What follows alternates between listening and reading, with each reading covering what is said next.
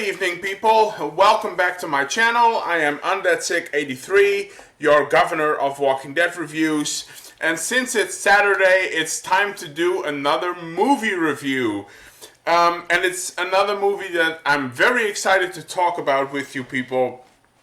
But before we get started, I would just like to share something with you. Yesterday in the evening, I got my second vaccination.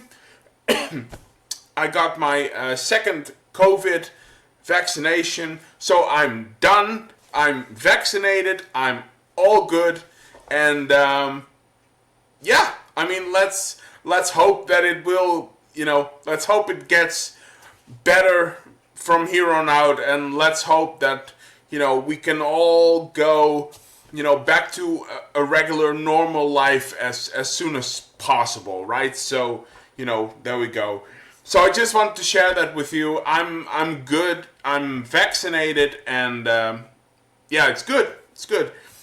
So, yeah, Saturday night is, of course, movie night, and I picked a very, very good movie that has a lot of issues with it, actually. But before I'm going to reveal the title, I just want to say cheers or sláinte, and sit back and enjoy. And I hope you will enjoy this discussion and review of this movie that I'm going to talk about. So, without further ado, let's jump right in.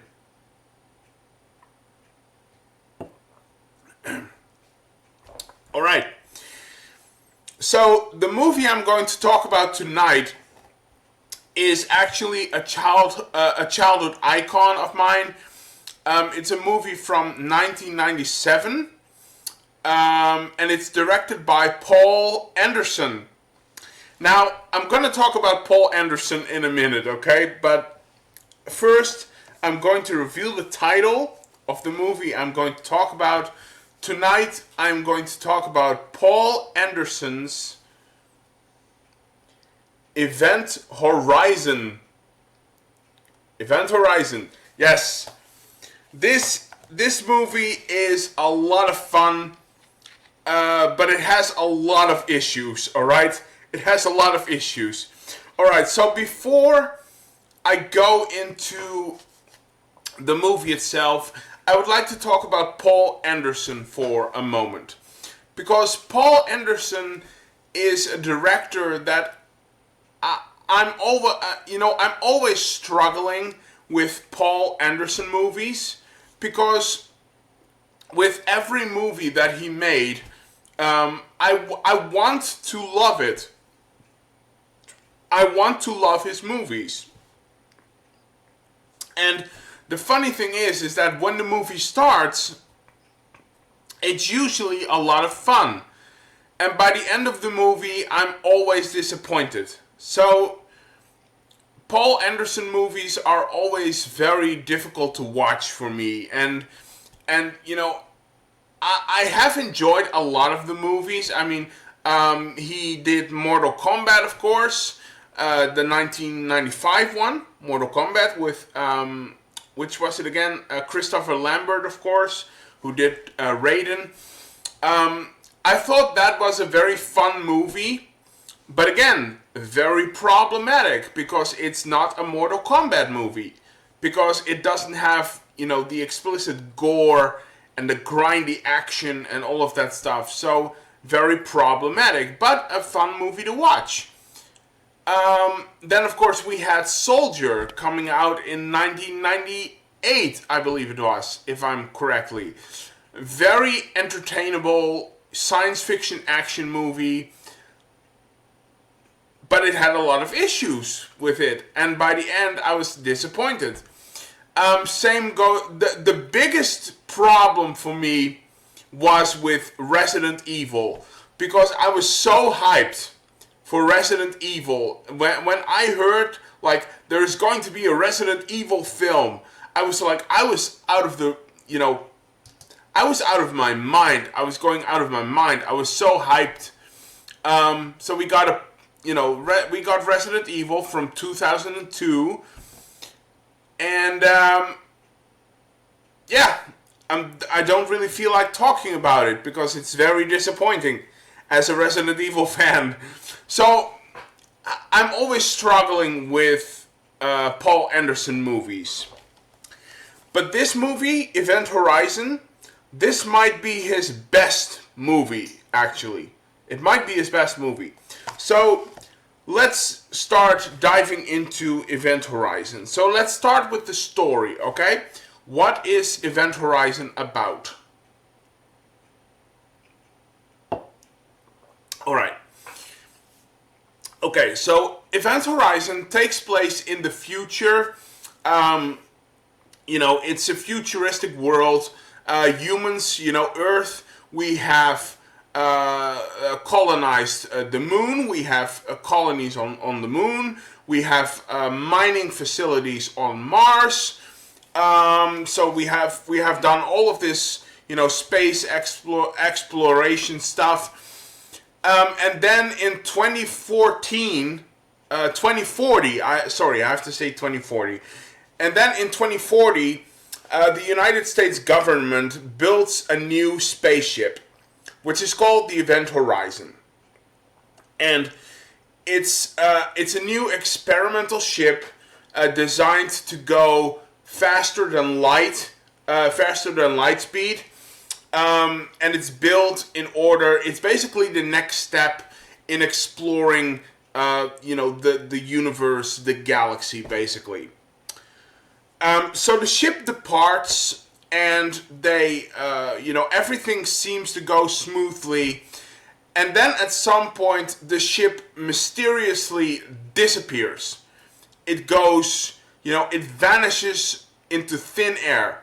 It goes off the map. It's gone. It's gone. And nobody knows where it is, or when, or why it's gone, and what happened, and all of that stuff. Okay, so then 7 years go by, and 7 years the ship is missing, presumed dead. And then we reach 2047. And then in 2047, the Event Horizon mysteriously returns. It reappears in orbit of Neptune, the planet Neptune, and it seems completely intact. The only thing is that, apparently there are no life signs on board. So the ship is back. They are mounting a salvage mission because the ship returning is a big thing. It's kind of like the Mary Celeste, in space, or the Flying Dutchman or whatever. But they mount a rescue and salvage mission, and they received one transmission from the ship, which is very blurred, and you can't really tell, what was said and stuff like that. So the ship departs. They find the Event Horizon. They board the ship. A cataclysmic accident happens, and then basically the crew is stuck there. And basically, they are running out of air for 20. They only have 20 hours of air left.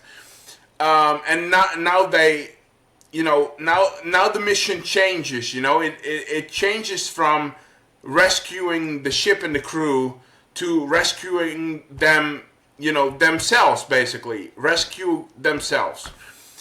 And then that's when the crazy stuff starts happening, because a lot of crazy shit starts to unfold. And that's basically the story to Event Horizon, Paul Anderson's Event Horizon. So, how do I feel about this movie? How do I feel about Event Horizon? Alright, so, like I said, Event Horizon is a really fun movie. I really like watching it. I think I'm very entertained, and I enjoy watching this movie. That said, the movie has a lot of issues with it. And it's, this movie is almost like my guilty pleasure. This is my, Event Horizon is my guilty pleasure. It's the bad movie that you love to watch, basically. That's kind of how I feel about Event Horizon, okay? So let's dive into this film. Let's go over, the positives and the negatives of this film. All right. So first, let's talk about the positives, all right?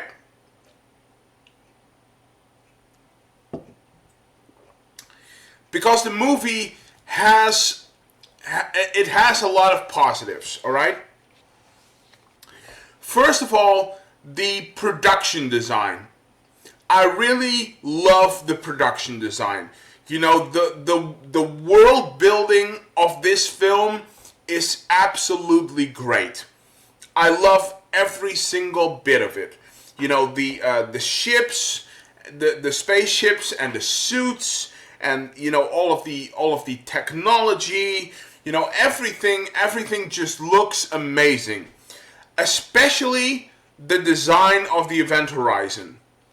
The Event Horizon is one of the coolest ship designs I have seen in any movie ever. That's the truth. That's honest, really. It looks like a giant cathedral in space. The hallways have the hallways have pillars and stuff. The doorways, they look like coffins. And my favorite piece of the movie is the chamber with the gravity drive. Because that thing looks amazing. But it also looks freaky as hell. It's like, every time you see it, it's like, I don't want to go near this, really. But yeah, the chamber with the gravity drive, that's the best design of this film. The core, the magnetic core of the ship looks absolutely, looks absolutely awesome. It's kind of like a high-tech Lament configuration. That's kind of like what it looks like. It's kind of like a high-tech, puzzle box Lament configuration. The whole gravity drive chamber. It really looks like a torture chamber, which is of course a giant wink to Hellraiser. And a lot of this movie borrows a lot from Hellraiser. So, but yeah, the production design is top notch, and I really love the way this movie looks. It looks amazing. It looks amazing.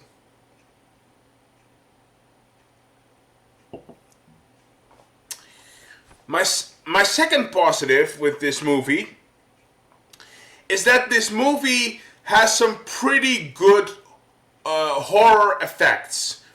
This movie really nails down the horror aspect of the movie. It really does a good job to bring the filthy and the gory of this film. It really does a good job. They really try to do new and different things with it, and a lot of it goes quite far, actually. A lot of it goes quite far. And I believe this movie was rated PG-15, I think it was. So it goes very far. It sometimes goes very far. In a lot of areas it doesn't go far enough, but we'll get to that when we get to the negatives, okay? But yeah, it really nails down on the horror aspect of it. It looks really, the gore and stuff looks really good and graphic. There is some examples. There is a man who is gouging his own eyes out, for example. There is a pretty graphic, explosive decompression scene that takes place in the movie, which is actually quite horrific, actually. But yeah, the big, explosive decompression scene, which is really impressive and quite gory, actually. There is a man is hung from a ceiling, and he's, being dissected, and, his intestines are displayed, like over a table and stuff. Then of course you have all the hallucinations that, the crew members see. The horror in this movie is really good. I have to say that the horror element of this movie is actually quite amazing, actually.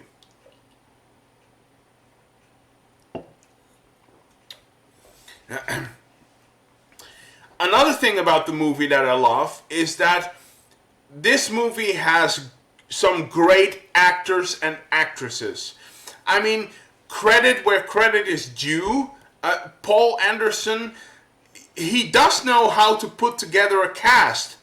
He really does know how to put together a cast, like the cast is absolutely fantastic in this movie.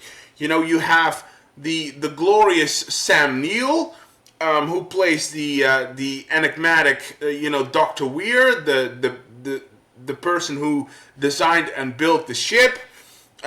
You have the charming Sean Pertwee, who plays he plays the witty pilot. Sean Pertwee, of course, he later appeared in Gotham. He played Alfred Pennyworth. But Sean Pertwee, yeah, he's kind of like the witty pilot. He does a really good job. Then we have Kathleen Quinlan, who plays like this really strong kind of like tech woman from the crew. Really amazing. She does a really great job. She's a very strong female character. I like that. So Kathleen Quinlan is great. Then of course we have the amazing Laurence Fishburne, who plays the heroic Captain Miller, of course. Just great casting. It's just really good casting. And on top of that, you have people like Jason Isaacs and Jolie Richardson. Just the cast of this movie is really good. The actors do a phenomenal job. That's really true. The actors are doing great. The cast is awesome. So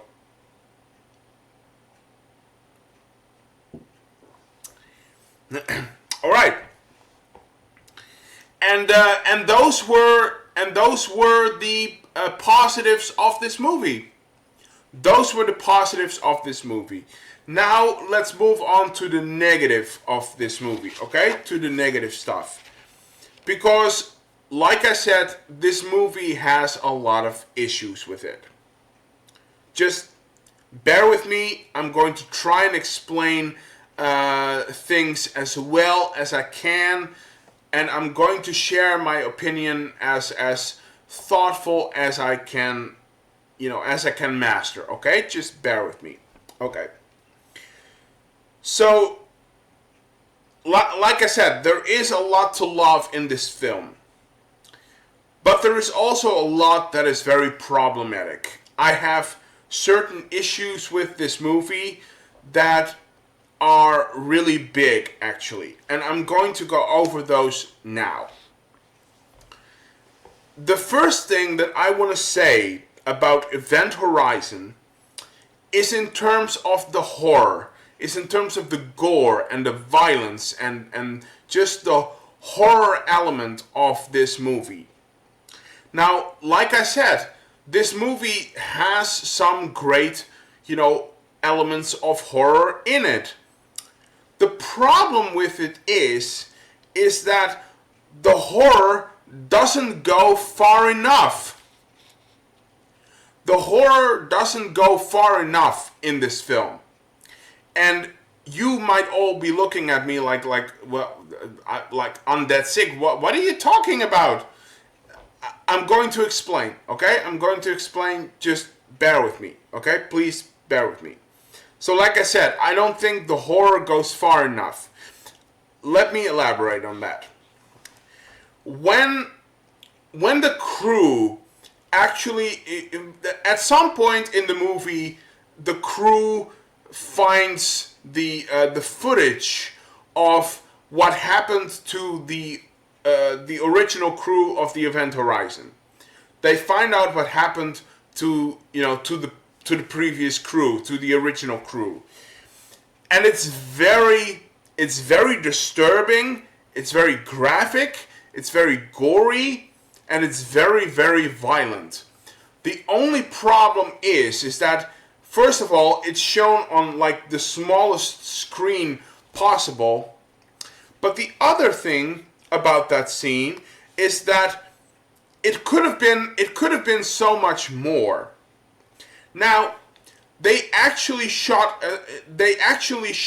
an alternative scene for that particular footage, in which our crew, Sam Neill and Laurence Fishburne, and the crew of the Lewis and Clark, there was some original footage of the crew of the Lewis and Clark actually experiencing what happened to the original crew, but it would happen the same way that they have been seeing things throughout the ship. It would have gone through like visages and hallucinations and sort of like holographic images. So the crew of the Lewis and Clark, they would see all of this chaos and death and destruction and mayhem and stuff and bloody, gory, stuff. They would see that like right up close. They would see that in the flesh, so to speak, in the flesh. They would have like, they would have been shown a canvas of blood, basically, a canvas of hell, and somehow that scene got lost and was not used in the movie. And I think that's a real shame, because if you had included that scene, it would have made the whole mystery surrounding the Event Horizon, and also the mystery of hell, because this movie makes a very big fuss about at some point in the movie, the crew basically is like putting the pieces together, and at some point they are where like the viewers are. It's like, oh, this ship has gone to the boundaries of the universe. It has traveled into another dimension, and that dimension is hell. That dimension is hell. The ship has gone to hell. That's basically what it is. The ship has traveled to hell. That's kind of like the whole thing of the movie. And if they had shown that original footage of what happened to the crew, because it's very horrific and gory and graphic. It's really disturbing. Actually, I got to see some photos of that, and it's really disgusting. It used to be. This is what it was. This is what it's. What it was supposed to be. We were going to find out that basically the original crew of the Event Horizon, the original crew would basically engage in this sort of like orgy of death, basically. They were, basically we would have been shown them, killing and cannibalizing each other, while they are basically you know, having sex. What, you know, we would have shown them, you know, killing and eating each other while fucking each other. That's basically what we were supposed to see, and it was very disturbing and disgusting. And I think if you had put that scene in there, and there is a really gnarly scene. It's so disgusting where like one of the crew members is actually, you know, dislocating his own arm, and basically shoves his arm like down his throat, and then basically pulls his own intestines out through his mouth. You know, kind of like City of the Living Dead by Lucio Fulci, where the girl's like puking up her you know, and it's a really gnarly scene, and I think the movie would have been better for it. I think the movie would have worked better if we had actually got that footage in the film. And, you know, somehow I don't know, somehow it got lost in translation, I guess. I have no idea. Oh, hold on. Something is falling. Hold on.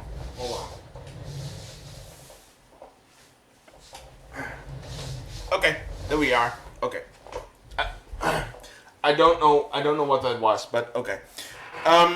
But yeah, I think it would have been much better if we actually had that footage in the movie. But it got lost in translation, and now, you know, we can't get that footage back into the film, so that's kind of a shame. So yeah, it just, I think in terms of the horror, it doesn't go far enough. It could have gone much further, if you ask me.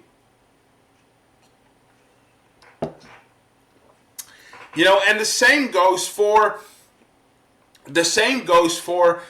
evil Dr. Weir at the climax of the movie, basically, you know, showing to Miller what he and the ship have planned for Miller's crew. Basically, again, we see all of these, you know, horrific, you know, images and sort of like dreamlike pictures of Miller's crew being like, you know, dissected and hung from barbed wires and stuff. It's really grotesque and really unnerving. And the thing of it is that they, with that footage as well, they just fast forward. It's like, you know, it goes by so fast. It's like a bullet train. It goes, you know, basically Weir is saying to Miller, like, let me show you what let me show you what you're in for, and then it's basically, and then it's done. And I don't know, I think it would have worked again. It would have worked better if we actually got to see that stuff. You know, it's like I always say, it's show, don't tell. That's my biggest rule for movies like this, for horror movies. It's my biggest rule of horror movies like this. Show, don't tell. I want to see things. I want a visceral image. That's what I want. You know, I want to be unnerved by what I'm seeing, not by what I'm being told. So yeah, I don't know. Yeah, I think it's a real problem, and I think the movie suffers from it. Like I said, I think the horror could have gone much further, and maybe, I don't know, maybe it was a ratings thing. Maybe they wanted to have this movie like PG-15 or something, and not R-rated, so more people could have gone to see it. Maybe make it more generic to, you know, please a bigger audience. I have no idea, but I think the movie really suffers from it, and that's a shame. That's a shame. So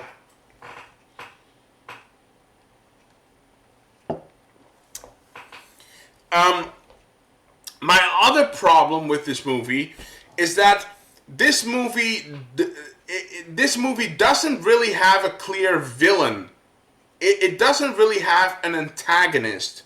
You know, if you go back to Hellraiser, for example, yes, I mean, Hellraiser is about, you know, Hellraiser is about this puzzle box and, you know, Pinhead and the Cenobites and whatever.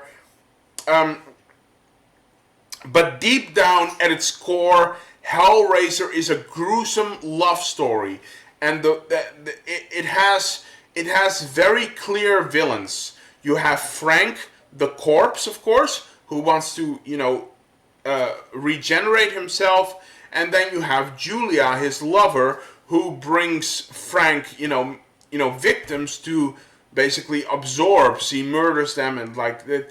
But Hellraiser has very clear villains, very clear antagonists. And the problem with Event Horizon is that this movie doesn't really have a clear antagonist or a clear villain. You know, they try to make Dr. Weir into a villain. You know, they try to make Weir into one, but it sort of fails. They sort of fail in that regard, because the moment it happens, you're not really convinced by it, that this guy has gone basically dark side, and it's kind of disappointing, because I love Sam Neill. I think Sam Neill is a great actor. I love Sam Neill. I've seen a lot of his stuff, and I think he's a great actor. So it's kind of disappointing that his role is kind of lacking in that regard. And it got me thinking. And I actually thought of something that would have made the movie a lot better, if you ask me. And look, I'm not trying to be arrogant. You know, I don't want to, you know, claim that I can write scripts better than you know, the actual people who do it. But it just got me thinking, and I found a way that would have made, you know, at least Weir's story a bit more interesting. I think it would have made it better. So here goes. Just play a game with me, okay? Play a game with me. Here goes. What if? This is a what if, okay? Just bear with me. This is a what if. I think, in my personal opinion, the story would have been much, much better if Weir had actually if Weir had actually tested a smaller version of the gravity drive, you know, on Earth. If Weir had tested a smaller version of the gravity drive before he built the ship, you know, he would have. Here's how I see it. He would have built a smaller version of the device, and then they would have tested it, right? They had to have tested it at some point. And while they were testing it, I think Dr. Weir, I think he actually got to have a peek behind the curtain. I think he caught a glimpse of this, you know, this dimension of chaos and death. I think in the testing phase, I think he touched that other realm. I think he touched that sort of ethereal plane, and I think that would have enlarged his obsession with finding the ship much, much more, you know, and it would have here's how I see it. That whole story, that whole setup, you know, it would have enlarged his obsession to finding the ship, and it would basically, you know, accelerate his desire to reunite with his second greatest passion, right? Because that's kind of like Weir's story in the film. You know, he lost his wife to suicide, which he feels extremely guilty about because he was like wrecked in work and stuff, and now he lost his second love, the spaceship, and then the spaceship returns. And I think if we got that prologue of Weir, or that explanation, I feel like it would have made Weir's story progress much more natural and much better. And and then when you reach that point where he turns into the villain, it would have made it much more clear, right? It would have made it much more clear, and it even could tie in with his his grief for his wife. Like, if I can find the ship and fix it, then I can like use it and travel back to hell, and maybe even find my dead wife, stuff like that. So I feel like at the end of the day, I feel like there is a lot of story for Dr. Weir missing from the movie. I feel like Dr. Weir is missing a massive chunk of story and information that would have made his character much more enigmatic. It would have made his character much more dramatic. And like I said, when he finally turns into a villain near the end of the film, you can relate to that much more, I feel like. So yeah, that's another problem I have with this film.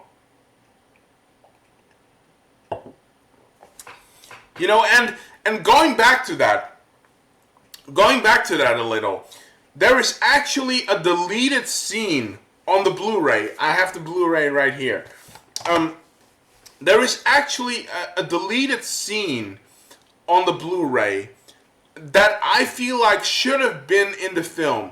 It should have been in the film because, again, it would have made Dr. Weir's character much bigger.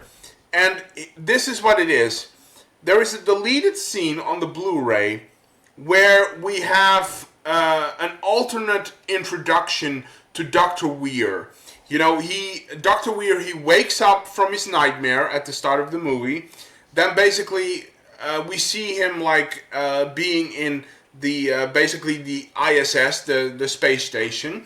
And then basically he gets a call to report to the Lewis and Clark. But there is actually an alternate scene where he has to go to this military admiral first, where he has to basically, he's called into a meeting with this sort of military admiral and his assistant, where he gets informed about, the Event Horizon, being back mysteriously. And then in that scene, you already begin to see his obsession with the ship. Like, you have to put me on that ship. And 7 years ago, we didn't just lose the ship, we lost the dream. So he already has very grand schemes of illusions of grandeur. And I think the movie would have been much better if stuff like that had actually been in the film. But that's just me. So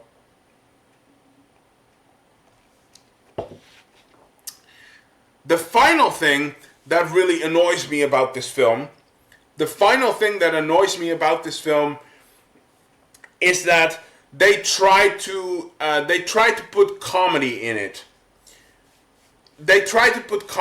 Here's the thing. The scene where Cooper gets basically blown into space, right? And then jetpacks back to the Event Horizon. That's basically what it is. He jetpacks through space to get back to the event horizon, which is completely ridiculous. It's so ridiculous, you know, and they try to add comedy into this movie with Cooper's character, and it doesn't work on any level. It doesn't work in a movie like this. Comedy like that doesn't work in a movie like this.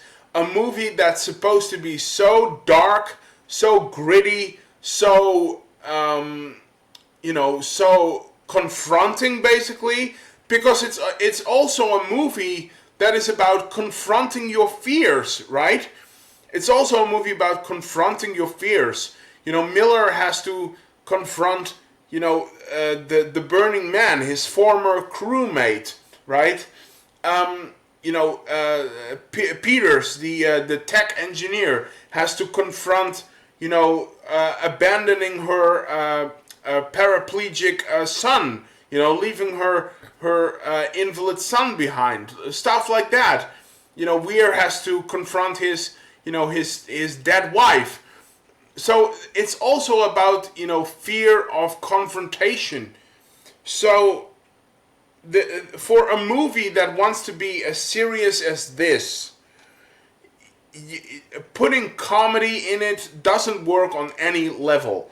It doesn't work for a movie like this, and it's really troublesome. And I hate that shit.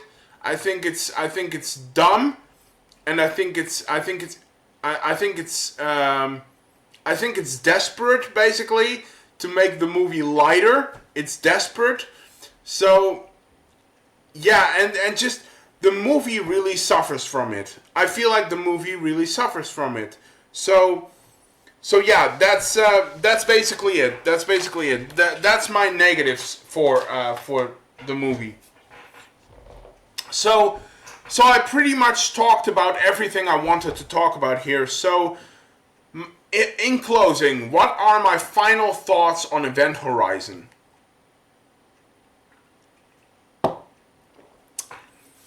What are my final thoughts on Event Horizon?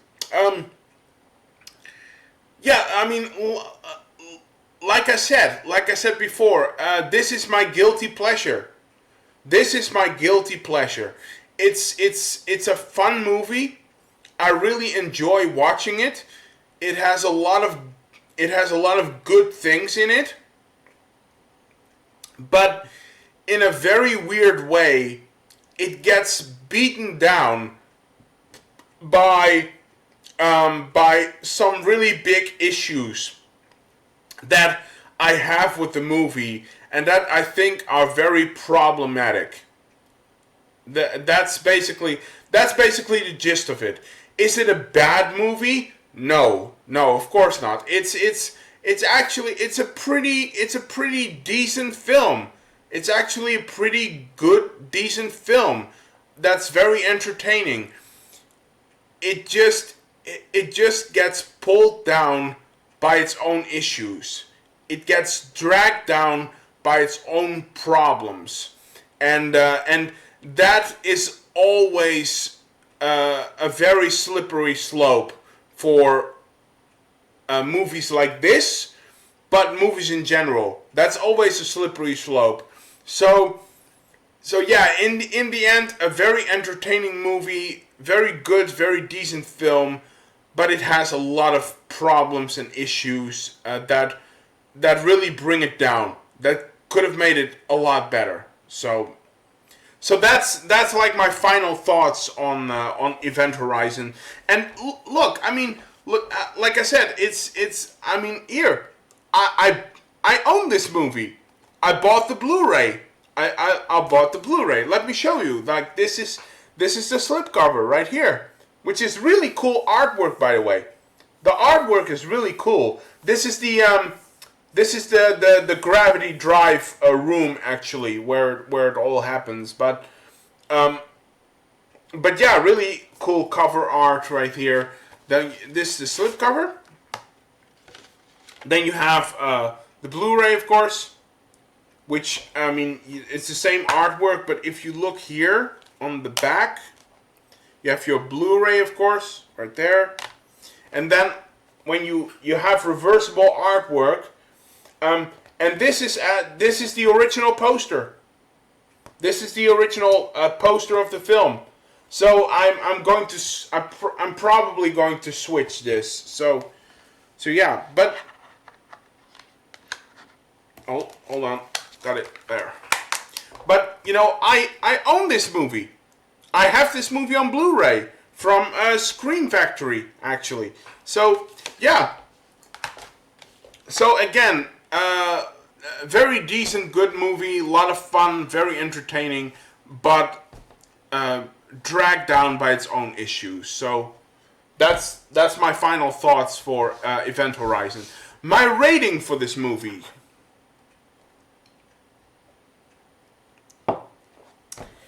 What is my rating for this movie?